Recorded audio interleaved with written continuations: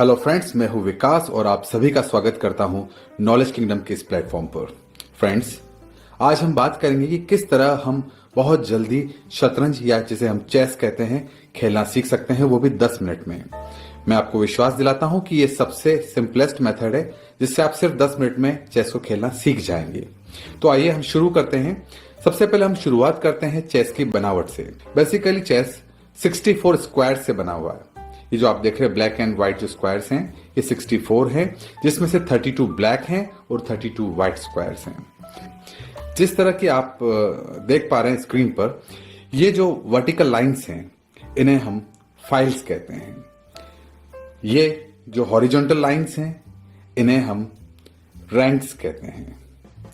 और ये जो तिरछी लाइन है, ये आप देख रहे हैं इस तरीके से, कोई भी मूवमेंट अगर चेस में इस तरीके से होता है तो इसे हम डायगोनल मूवमेंट कहते हैं। तो आइए अब हम मोहरों की लोकेशन को समझते हैं कि कौन सा मोहरा कहाँ है और कैसे इनको मूव किया जाता है। सबसे पहला मोहरा हमारे बीच जो है वो आप देख पा रहे हैं कि ये मैंने यहां से उठाया है। यह हमारा राजा है। राजा की लोकेशन इस बात पर निर्भर करती है कि इसका कलर कौन सा है। यदि ये ब्लैक कलर का राजा है तो हमेशा ये व्हाइट कलर के स्क्वायर पर रहेगा, और यदि यह व्हाइट है तो ब्लैक स्क्वायर पर रहेगा। क्योंकि अभी हमारा राजा ब्लैक है तो मैं इसे व्हाइट स्क्वायर पर रखता हूं। राजा को हम किंग कहते हैं। नेक्स्ट जो हमारे पास मोहरा है वह है हमारा वजीर, जिसे हम इंग्लिश में क्वीन भी कहते हैं। यह हमारा सबसे पावरफुल मोहरा है जो चेस में किसी भी दिशा में चल सकता है, जिसको हम अभी आगे देखेंगे। राजा के जस्ट पास में रहता है वजीर। नेक्स्ट हमारा जो मोहरा है वो मोहरा है हमारा ऊंट। ऊंट को हम बिशप भी कहते हैं। बिशप की लोकेशन हमेशा वजीर के इस तरफ और राजा के उस तरफ। चूंकि दो बिशप होते हैं, दो ऊंट होते हैं, तो आप पाएंगे कि इस तरीके से दोनों तरफ बिशप या ऊंट। अगला मोहरा जो हमारे पास है वह है घोड़ा। घोड़े को हम नाइट भी कहते हैं। नाइट दो होते हैं और हमेशा ऊंट के पास में होते हैं। दो घोड़े होते हैं और दोनों घोड़े ऊंट के पास में। इस तरीके से अब हमारे पास दो कॉर्नर खाली बचे हैं। कॉर्नर्स में हमारे पास होता है यह हाथी। हाथी को हम रूक भी कहते हैं। दोनों कॉर्नर्स पर एक एक रूक हम रखते हैं। तो एक बार हम फिर से समराइज कर लेते हैं। फर्स्ट जो लोकेशन है हमारे पास है राजा, फिर वजीर, दो ऊंट, दो घोड़े और अंत में दो हाथी। आगे की तरफ जो मोर्चा संभालते हैं वो है हमारे पॉन, ये जिन्हें हम प्यादे भी कहते हैं।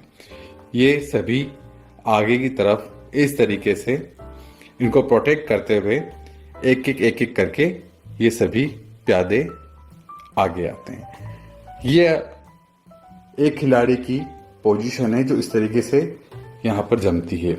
ठीक उसी प्रकार आपकी प्रतिद्वंदी जो खिलाड़ी है उनके भी हम मोहरे इसी प्रकार जमाएंगे, कुछ इस तरह।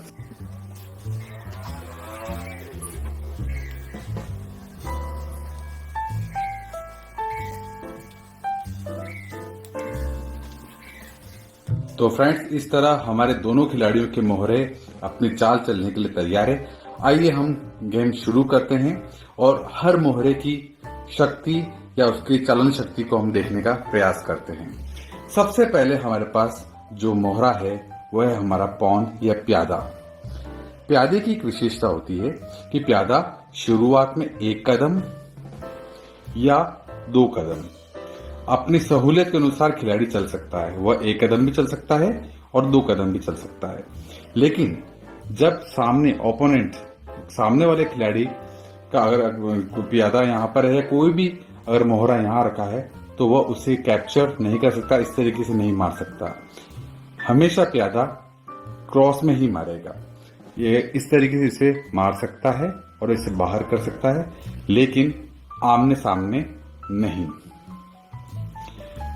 प्यादा किसी भी बड़े मोहरे को मार सकता है, लेकिन शर्त यह है कि वो क्रॉस में मार सकता है। और यदि एक और नियम प्यादा चलता हुआ यदि इस तरह आगे तक अंतिम जो रैंक तक पहुंच जाता है तो वह आगे चलकर कुछ भी बन सकता है।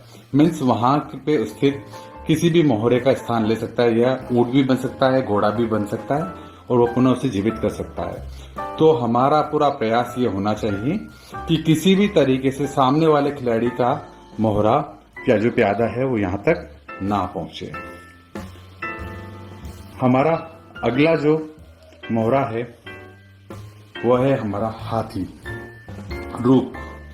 रुख की विशेषता होती है कि रुख सीधा भी चल सकता है और आड़ा भी चल सकता है। मीन्स वर्टिकली और हॉरिजॉन्टली इस तरीके से रुख पूरा मूव कर सकता है। मैं उदाहरण से बताता हूं। यदि हमारा रुख यहाँ है और कोई भी प्यादा अगर यहाँ रखा है तो ये सीधा यहां से इसे मारकर बाहर कर सकता है, या यदि हमारा मोहरा यहाँ है और रुख हमारा यहाँ है तो इस तरीके से यहाँ आकर ये सीधा वर्टिकली भी इसे मार सकता है। ये हुआ रुख का मूवमेंट हाथी का। हमारा अगला प्यादा है घोड़ा। घोड़ा एकमात्र ऐसा मोहरा है जो किसी एक मोहरे के ऊपर से कूद सकता है। घोड़े का हमेशा मूवमेंट एल शेप में होता है। एल शेप का मतलब हमेशा 2.5 कदम चलता है। घोड़ा हमेशा 2.5 कदम किस प्रकार से चलेगा? 1, 2 और 2.5। जैसा कि मैंने बताया था एल बन गया है। मैं आपको एक अच्छे से एग्जाम्पल से क्लियर करता हूं। यदि सामने वाले प्रतिद्वंदी का मोहरा यहां इस तरीके से रखा है तो आप पाएंगे कि यह 1, 2 उसके बाद लेफ्ट या राइट एल बनाएगा। ये इस तरीके से इसे यहां से इसे मार देगा और 2.5 कदम चल देगा। तो घोड़े का जो मूवमेंट होता है वो आगे पीछे दाएं बाएं कहीं पर भी चारों तरफ 2.5 कदम चल सकता है। हमारा अगला जो मोहरा है वह है ऊंट। ऊंट का जो मूवमेंट होता है वो हमेशा डायगोनल होता है। मीन्स ऊंट ब्लैक से ब्लैक, अगर ब्लैक स्क्वायर पर है तो ब्लैक से ब्लैक पर कहीं पर भी इसे चाल को चल सकता है। उदाहरण के तौर पर अगर यदि हमारा अपोनेंट का जो मोहरा है वो यहां रखा हुआ है तो ऊंट तिरछा चलता हुआ इसको यहां मार सकता है।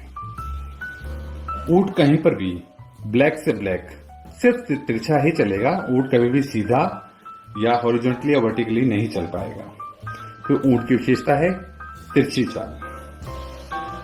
हमारा अगला जो मोहरा है वह है सबसे पावरफुल, सबसे ज्यादा ताकतवर मोहरा, वह है हमारा वजीर।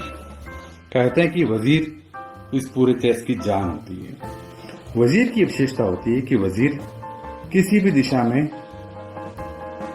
चल सकता है, हॉरिजॉन्टली, वर्टिकली और डायगोनली। कहीं पर भी किसी भी तरीके के मूवमेंट को उसको परफॉर्म कर सकता है। यदि कोई हमारे पास मोहरा यहाँ है तो उसे ऐसे भी मार सकता है।